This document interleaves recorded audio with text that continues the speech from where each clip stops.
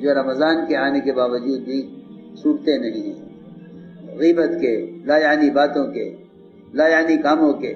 اگر ایسا ہوا تو عبادات رواج بن کر رہ جائیں گے۔ رمضان کا مبارک مہینہ یہ تو 11 مہینے کی غفلتوں کو دور کرنے کے لیے، اور رمضان مبارک کا مہینہ یہ 11 مہینوں کے گناہوں کو بخشوانے کے لیے، 11 مہینے کی عبادت، 11 مہینے کی سخاوت ایک طرف، اس مہینے کی عبادت اور سخاوت ایک طرف۔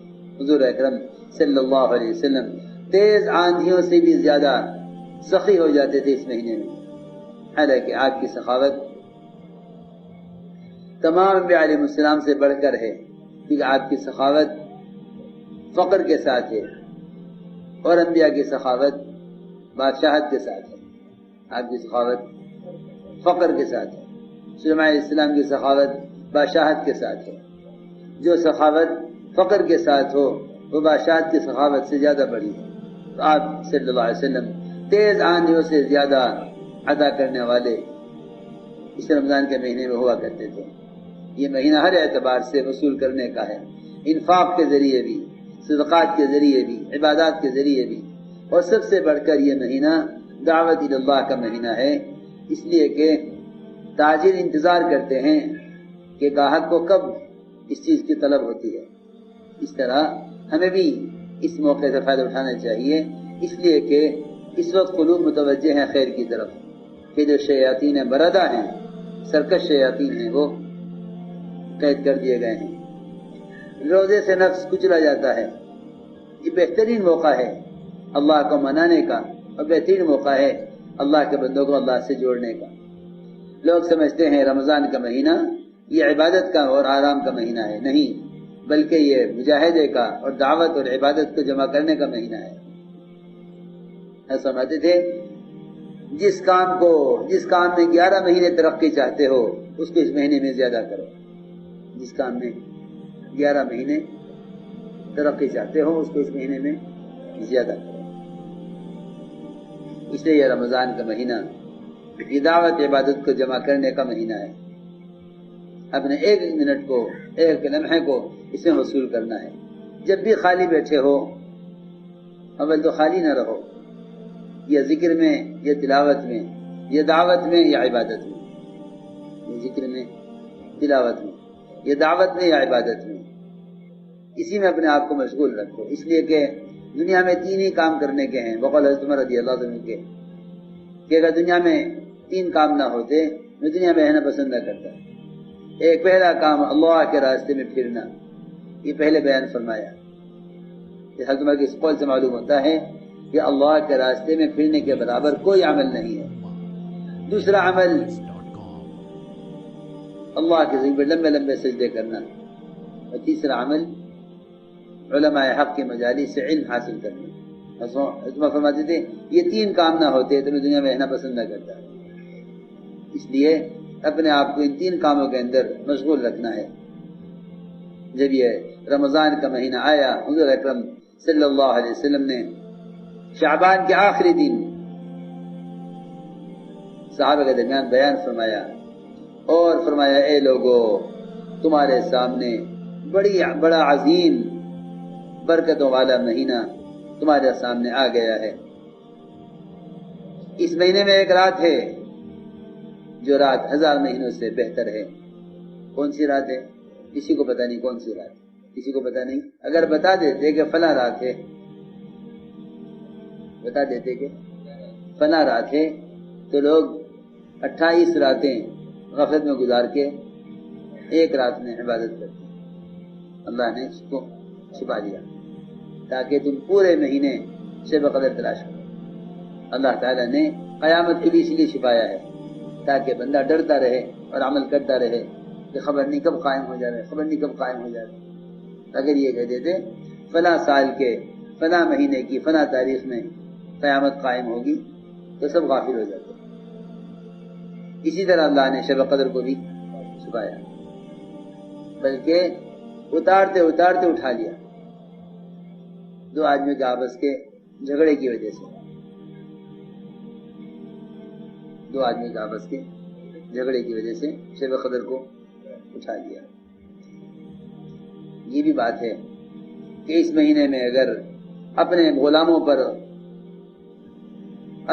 کے اوپر سے اپنے ملازمین سے کام ہلکا نہ کیا اور آپس میں جھگڑے کیے تو شب قدر تو اب جس رات میں ہوگی لیکن اسے توفیق نہیں ہوگی۔ یہ بھی ایک بات ہے کہ جھگڑنے والے سے خیر کے مواقع اٹھا لیے جاتے ہیں، یعنی وہ خیر کے مواقع سے غفلت کے ساتھ گزر جاتا ہے، تو اس کو چھپایا ہے شب قدر کو، تاکہ اس شب قدر کی تلاش میں ہر رات کی قدر کی جائے۔ سمجھ رہے بات؟ شب قدر کی تلاش میں ہر رات کی قدر کی جائے، ہر رات کی قدر کرو شب قدر کی تلاش میں۔ فرمایا ایک رات ہے اس میں جو 1000 مہینوں سے افضل ہے، اللہ نے اس مہینے کے روزوں کو فرض بنایا ہے، اور یہ رات کی عبادت تراویح اس کو اللہ نے نفل قرار دیا ہے۔ جو آدمی اس مہینے میں کوئی بھی عمل خیر کرے گا وہ ایسا ہے گویا اس نے اس کے علاوہ میں فریضہ ادا کیا ہے، ثواب کے اعتبار سے، درجے کے اعتبار سے نہیں۔ درجہ تو فرائض کے درجے کو نوافل نہیں پہنچ سکتی، اور جس نے فریضہ ادا کیا اس مہینے میں وہ اس کا اجر 70 فرائض کے برابر ہے، 70 فریضوں کے برابر ہے۔ اور یہ مہینہ صبر کا مہینہ ہے، یہ مہینہ صبر کا مہینہ ہے، اور صبر کا بدلہ جنت ہے۔ یہ مہینہ صبر کا مہینہ ہے، یعنی لوگ سمجھتے ہیں صبر کا مطلب یہ ہے کہ پیٹ اور پیٹ کی خواہش کو پورا نہ کیا جائے، پیٹ اور پیٹ کی خواہش کو پورا نہ کیا جائے، اتنی بات نہیں ہے، بلکہ ہر خواہش کو، زبان کی، آنکھوں کی، کانوں کی، جس عضو کی بھی خواہش ہو اس خواہش کو دبایا جائے، یہ صبر ہے۔ ورنہ لوگ روزہ رکھتے رہتے ہیں، غیبت کرتے رہتے ہیں، وہ سمجھتے ہیں کھانے پینے سے روزہ ہے، حالانکہ کھانے پینے سے باز رہنا تو فاقہ ہے، کھانے پینے سے باز رہنا فاقہ ہے، روزہ نہیں ہے۔ کھانے پینے سے باز رہنا فاقہ ہے، روزہ نہیں ہے۔ روزہ تو ہر اس چیز سے باز رہنا ہے جس سے اللہ نے روکا ہے، اس لیے روزے کو صبر فرمایا، اور صبر کا بدلہ جنت ہے۔ اور یہ مہینہ ایک دوسرے کے کام آنے کا، غمخواری کا، اور یہ وہ مہینہ ہے جس میں مومن کے رزق کو بڑھا دیا جاتا ہے۔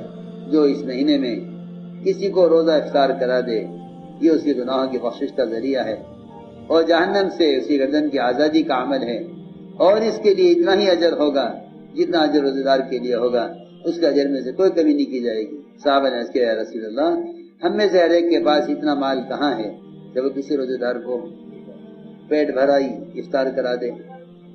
فرمایا نہیں، اللہ یہ اجر اس کو بھی دے دیں گے جو کسی روزہ دار کو ایک کھجور سے افطار کرا دے، یا ایک گھونٹ پانی کا پلا دے، یا ایک لسی کا گھونٹ کسی کو پلا دے، اللہ اس کی مغفرت فرما دیں گے۔ یہ مہینہ کہ اس کا پہلا عشرہ رحمت ہے، درمیانہ عشرہ مغفرت ہے، آخری عشرہ جہنم سے آزادی کا ہے۔ جو اپنے غلاموں سے اس مہینے میں کام کو ہلکا کریں گے اللہ ان کی مغفرت کریں گے، انہیں بھی جہنم سے آزاد کر دیں گے۔ اس مہینے میں 4 کام زیادہ کیجو، اس مہینے میں 4 کام زیادہ کیجو۔ 2 کام تو وہ ہیں جس سے تمہیں رب کو راضی کرو گے، اور 2 کام وہ ہیں جس کی تمہیں سخت ضرورت ہے۔ وہ 2 کام جس سے تمہیں رب کو راضی کرو گے، خود لا الہ الا اللہ کی گواہی دینا ہے اور اللہ سے استغفار کرنا ہے، اور وہ 2 خصلتیں جس کی تمہیں سخت حاجت اور ضرورت ہے، وہ اللہ سے جنت کا سوال کرنا اور جہنم سے پناہ مانگنا ہے۔ جو کسی روزے دار کو ایک گھونٹ پانی پلا دے، اللہ اس کو میری حوض کوثر سے ایسا پانی کا گھونٹ پلائیں گے کہ جنت میں داخل ہونے تک پیاسا نہیں ہوگا۔ آپ نے فرمایا مغرب کی نماز کے قریب آپ نے خطبہ دیا صحابہ میں، بہت مختصر خطبہ دیا، فرمایا کہ رمضان تمہارے سامنے آ گیا ہے، تم آگے بڑھ کر اس کے استقبال کرو۔ فرمایا کہ اس کی پہلی رات ایسی ہے کہ اہل قبلہ میں سے کوئی ایک بھی باقی نہیں رہے گا مگر اللہ اس کی مغفرت فرما دیں گے۔